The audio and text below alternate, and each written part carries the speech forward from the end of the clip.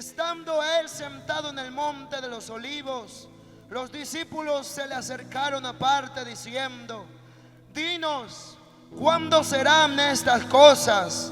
¿Y qué señal habrá de tu venida y del fin del siglo? Cierre sus ojos y acompáñame a orar. Padre nuestro que estás en los cielos, en esta noche te doy gracias por la oportunidad que me das de estar en este lugar. Gracias por la vida que tengo, por el aire que respiro y las fuerzas. Gracias por la salud. Gracias, Señor, porque en esta noche planeaste desde antes de la fundación del mundo para que las almas se salven, reconciliados e inconversos acepten a Cristo.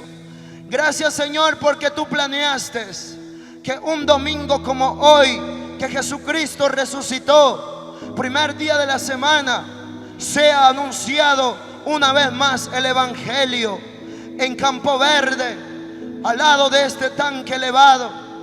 Bendito Dios, y oro en el nombre de Jesús para que tu palabra salga como fuego, salga como una espada encendida en llamas y penetre cada corazón. Y oro para que el que tenga oídos oiga lo que el Espíritu dice. Espíritu Santo, convence de pecado, de justicia y de juicio como te lo pedí, porque me he dado cuenta, como te dije, no es el sermón bonito, mensaje bonito o feo, es tu presencia, querido Espíritu Santo. Y si tú no estás, hay muerte y soledad y no hay un cambio. Pero cuando tú estás, la tumba queda vacía y los muertos resucitan. Gracias, Espíritu de Dios. Mi alma alaba la gloria de Jehová. Bienvenido Padre, Hijo y Espíritu Santo. La gloria sea al Padre, al Hijo y al Espíritu Santo. Gloria a Dios, gloria a Dios, gloria a Dios. Alabe a Dios con sus palmas si tiene vida. Dale un fuerte aplauso al Señor.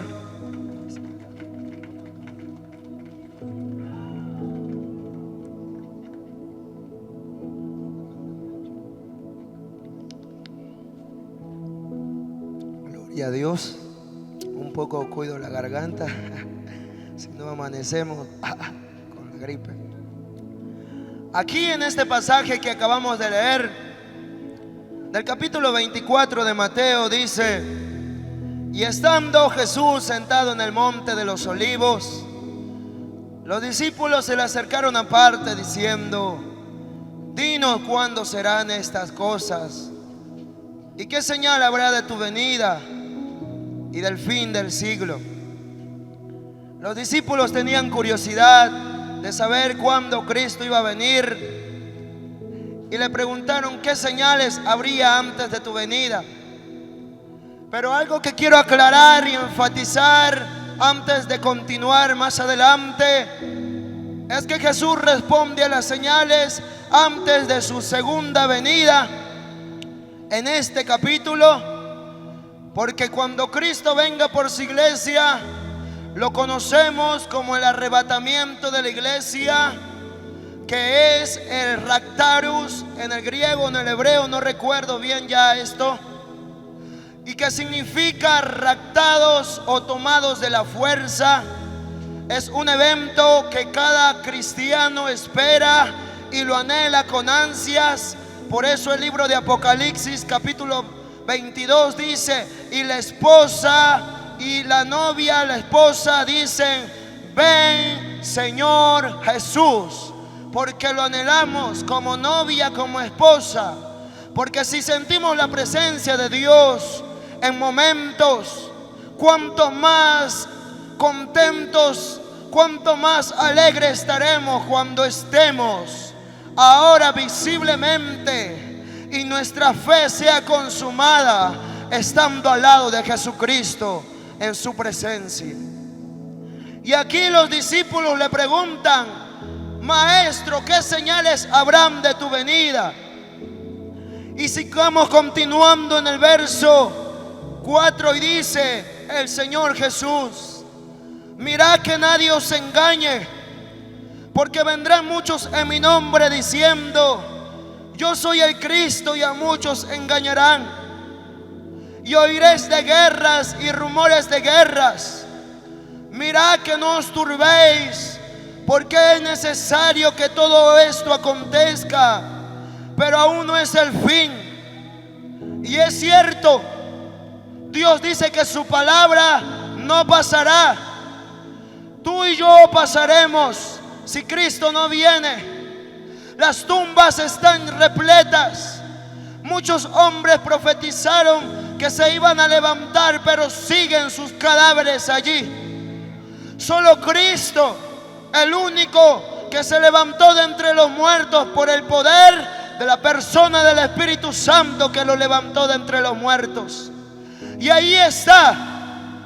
Muchos dijeron: yo soy el Cristo.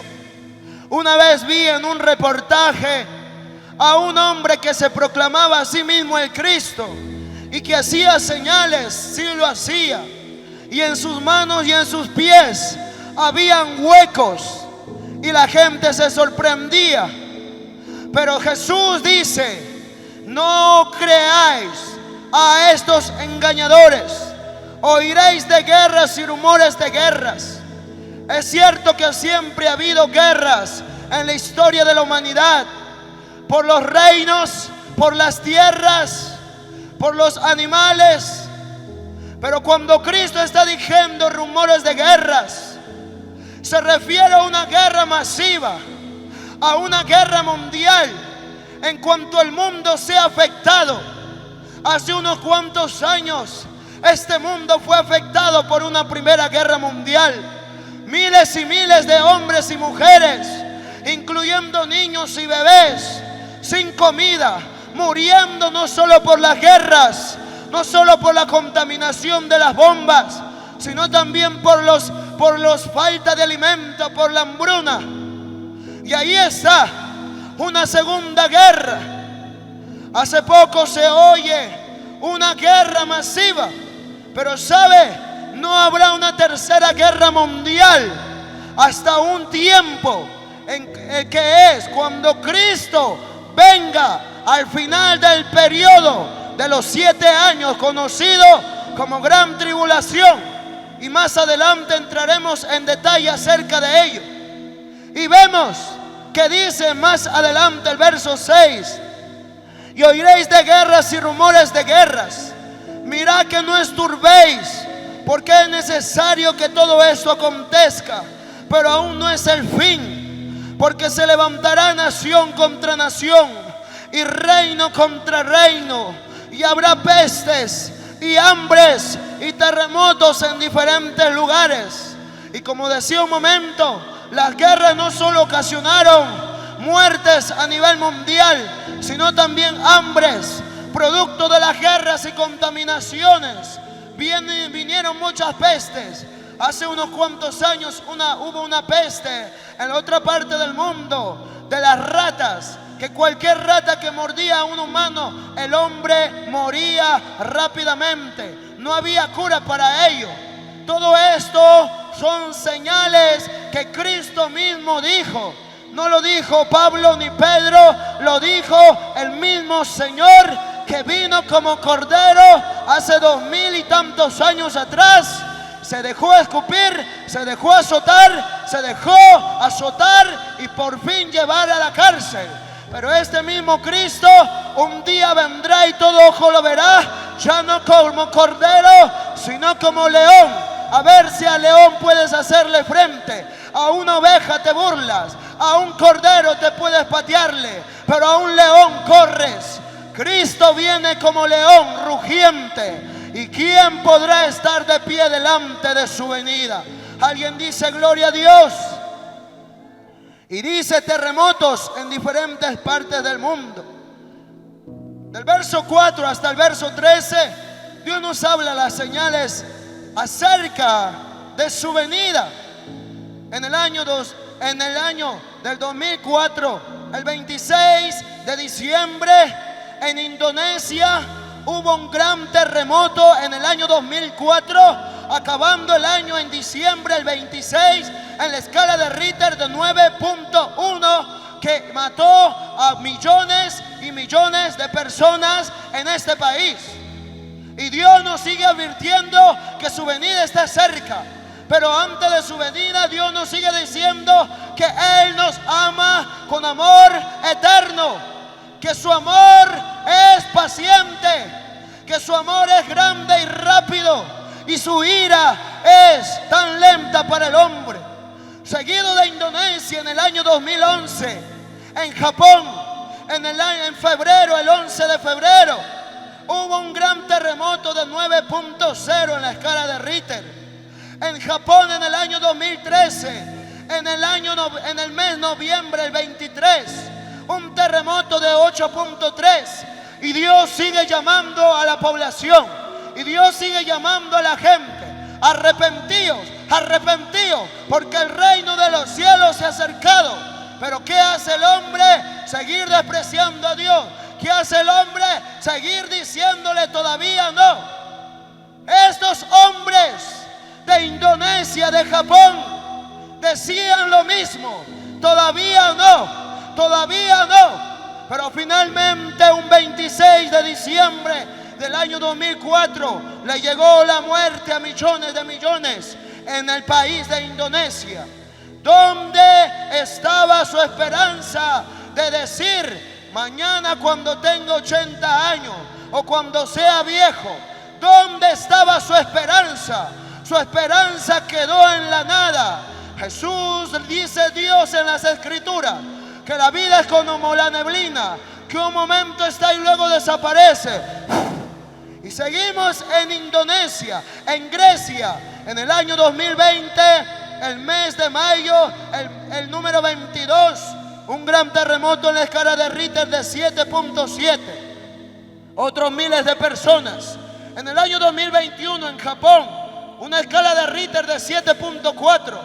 Y finalmente, en el año 2023, el año pasado, aquí cerquita, en Estados Unidos, un terremoto de 7.6. Nadie está libre de la muerte. Dios está advirtiendo a la humanidad de su regreso. Maestro, dinos qué señales habrán cuando tú vengas de tu venida. Mirad que nadie os engañe. Se levantará nación contra nación. Oiréis de guerras, pero no es el fin. Es cierto que hay guerras en el mundo en este momento, pero no es el fin. Es cierto que hay terremotos, pero no es el fin. Es cierto que hay hambre, pero no es el fin. Es cierto que se han levantado falsos cristos, pero no es el fin. Pero escucha que sí es. Dice el verso 27, el verso 8: y todo esto será principio de dolores. O sea que no es el fin, pero sí es el principio de dolores. Y si solamente esto que está sucediendo en el mundo, terremotos como acabo de leer, son principios de dolores, el inicio de un camino, el inicio de la ira de Dios sobre la tierra, ¿dónde será el final de la ira de Dios? Cuán terrible, si esto es el inicio, cuán terrible será la ira de Dios derramada sobre la tierra. Y vemos más adelante, ya nadie viene, Jesús ya no viene como cordero, sino viene con martillo para dar juicio a las naciones, porque Dios es el juez. Él le dio autoridad a su Hijo Jesucristo para regir a las naciones con vara de hierro, porque dice el apóstol Pablo que el que se levantó de entre los muertos, Dios le entregó autoridad para juzgar a los muertos y a los vivos. Cristo viene, ¿y quién podrá estar de pie en su venida? Apocalipsis capítulo 14, el verso 11, Dios dice en su palabra: y el humo de su tormento sube por los siglos de los siglos, y no tienen reposo de día ni de noche los que adoran a la bestia y a su imagen, ni nadie que reciba la marca de su nombre. Dios puede traer un terremoto a Perú, en este año, Dios lo puede hacer como juicio y castigo para que los cristianos se vuelvan a Dios, para que ya no le sigan dando la espalda. No, pero ya acabará el año. Lo mismo decía Indonesia en el 2004, pero el día 26 del último mes de diciembre, después de Navidad, Cristo los sorprende derramando juicio, un terremoto de 9.1. Dios es amor, pero también Dios es celoso. Y Dios dice en Apocalipsis 3, horrenda cosa es caer en manos de un Dios vivo. ¿Cuántos alaban la gloria de Dios en esta noche? Con sus palmas y sus bocas, y dicen gloria a Dios. Cristo vive, Cristo vive. Alabo la gloria de Dios con todo mi corazón. Y ahí mismo en el verso 15, Dios dice del capítulo 24, por tanto, cuando veáis en el lugar santo la abominación desoladora de que habló el profeta Daniel, el que le entienda, entonces los que estén en Judea huyan a los montes. Verso 21, porque habrá entonces gran tribulación, cual nunca la ha habido desde el principio del mundo hasta ahora, ni la habrá. Por tanto, cuando veáis en el lugar santo la abominación desoladora, huyan a los montes, porque habrá entonces una gran tribulación. Hace muchos años atrás, el pueblo de Israel fue esclavo del imperio de Babilonia en el tiempo del profeta Daniel, y Daniel clamaba por el pueblo de Israel, por la liberación, y Dios le habla acerca de las 70 semanas, y allí Dios le muestra que después de las 70 semanas vendría el final del pecado, el final de la rebelión, y vendría una paz eterna, una paz por la eternidad, que solamente le ofrece el príncipe de príncipes, el príncipe de paz, Jesucristo. ¿Cuántos dicen gloria a Dios? Y ahí está. Y luego, ¿a qué se refería Jesús cuando veáis en el lugar santo la abominación desoladora? Y para entrar en detalle y poder comprender esto, usted, morador de Campo Verde, es necesario entender lo primero que tiene que suceder a nivel mundial, sea de día o sea de noche. Tiene que suceder. Primera de Tesalonicenses capítulo 4, el verso 16 dice: porque el Señor mismo, con voz de mando, con voz de arcángel y con trompeta de Dios, descenderá del cielo, y los muertos en Cristo resucitarán primero. Luego nosotros, los que hayamos quedado, los que estemos vivos, seremos arrebatados juntamente con esos muertos en Cristo para recibir al Señor en el aire. Y esto es lo que conocemos como el arrebatamiento de la iglesia. Miles y miles a nivel mundial desaparecerán de este mundo. Las comisarías no darán abasto por las miles de denuncias. El mundo en conflicto por los accidentes que ocurrirán. Aviones caer, helicópteros caer, trenes volcarse. La primera noticia en planilla de las redes sociales y en las noticias en los televisores, radios: millones de personas han desaparecido en el mundo entero. Nadie puede explicarlo ni comprenderlo. Después de esto acontece lo que Jesús está diciendo: por tanto, cuando veáis en el lugar santo la abominación desoladora de que habló el profeta Daniel, huyan a los montes. Después de esto acontece algo importante, morador de Campo Verde. Después de que la iglesia sea arrebatado, viene un periodo de 7 años, conocido por los teólogos y por los hermanos como la última semana del profeta Daniel, la semana 70. Y para ello es necesario ir al libro de Daniel, capítulo 9, el verso 27 en adelante. Y dice Daniel: y por otra semana, una semana tiene 7 días, confirmará el pacto con muchos. Y ahí está lo profetizado. Aún esto no sucede. ¿Cuánto yo pienso en la iglesia primitiva? Hoy la iglesia está en las 4 paredes, metida allí, y no sale a las calles a anunciar el antídoto para el pecado. Y la iglesia primitiva, cuando más perseguida era, más anunciaban en las calles públicamente a Cristo. Y ahora que nadie los persigue, la iglesia está más metida. Yo no sé si tú te irás cuando Cristo viene, porque ni siquiera a tu buen amigo, a tu padre, a tu hermano, ni siquiera a tu compañero de trabajo le hablas de la salvación. Ni siquiera buscas el aceite, la unción del Espíritu Santo. Hoy vemos a pastores, líderes, trayendo mensajes muertos.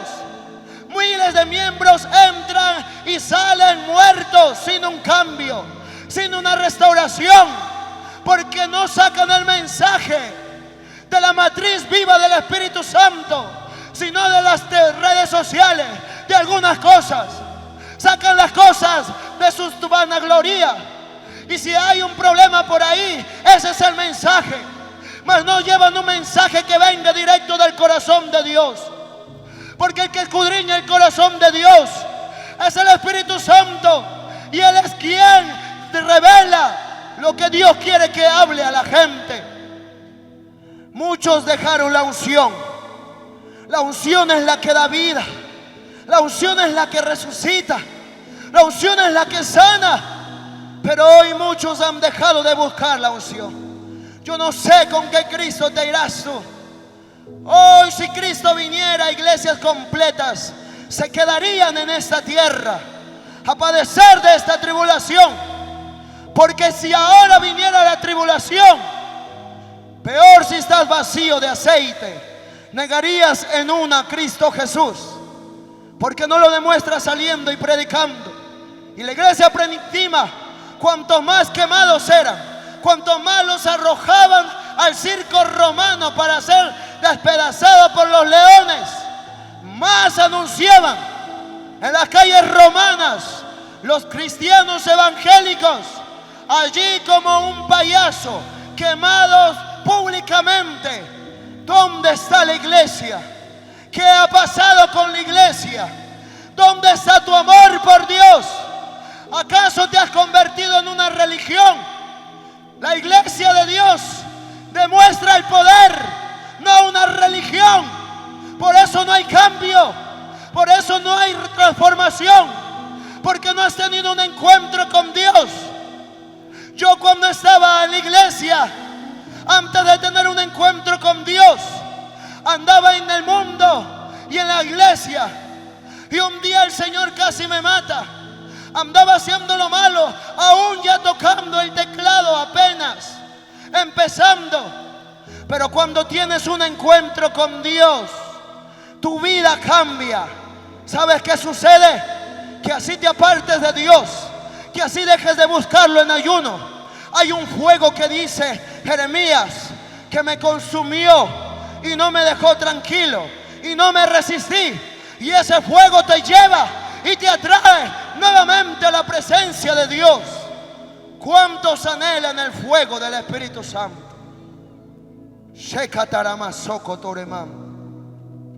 En esta semana o periodo de que habló el profeta Daniel, inicia el juicio de Dios sobre la tierra. Lo que da inicio a este periodo, ¿sabes lo que es? Es el rollo con los 7 sellos. Si usted va al capítulo 5 de Apocalipsis, pregunta a un ángel a la multitud, a los ancianos y a todos, y ahí está Juan: ¿quién es digno de abrir el rollo de tomar el rollo y desatar sus sellos. Y ninguno, ni en el cielo, ni en la tierra, ni debajo de la tierra, se halló digno para abrir y tomar el rollo. Pero la buena noticia es que le dice a alguien, a Juan, un anciano: Juan, ya no llores más, porque he aquí al león de la tribu de Judá, la raíz de David, ha vencido para tomar el libro y desatar sus sellos. ¿Y sabes qué significa este rollo? Este rollo representa el título de propiedad del planeta Tierra. Nadie más puede tomar decisiones en una casa si no es el dueño. Por eso nadie más podía abrir el rollo, sino el que venció y retomó el poder, que es Cristo Jesús. ¿Cuántos dicen gloria a Dios? ¿Cuántos dicen aleluya? ¿Cuántos se regocijan por esto? ¿Cuántos le dan palmas al Señor? Y todo lo que respire alabe la gloria de Jehová. Alabe al Señor con sus palmas si tiene vida. Y ahí está. Vaya conmigo a Apocalipsis capítulo 6, el verso 2. Y dice así: y miré, y he aquí un caballo blanco, y el que lo montaba tenía un arco, y le fue dada una corona, y salió venciendo y para vencer. Y aquí es donde se da inicio. El primer sello es la inauguración, para dar entrada a los 7 años de la última semana de la ira de Dios sobre la tierra, pero también el trato de Dios para con su pueblo Israel, los judíos. Y ahí está. ¿Sabes por qué es el juicio de Dios?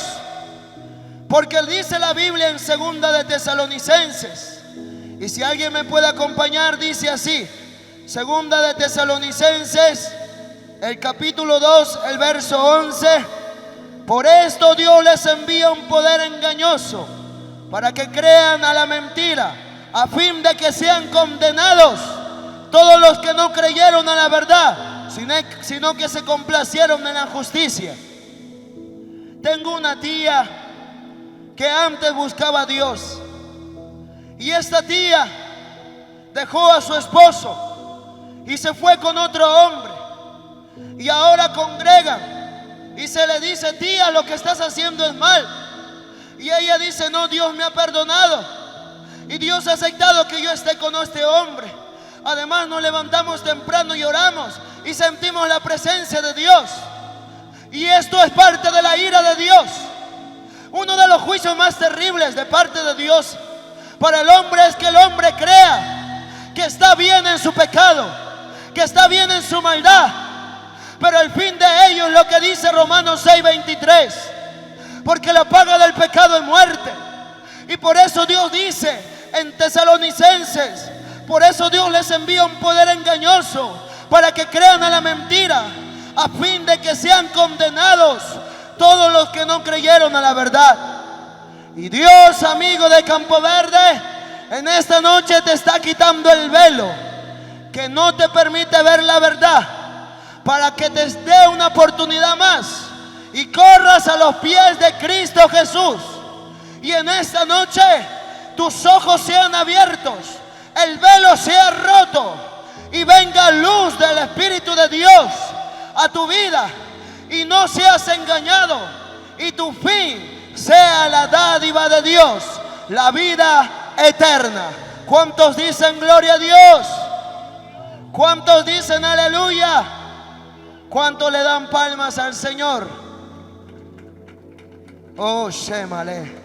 Dios está en este lugar.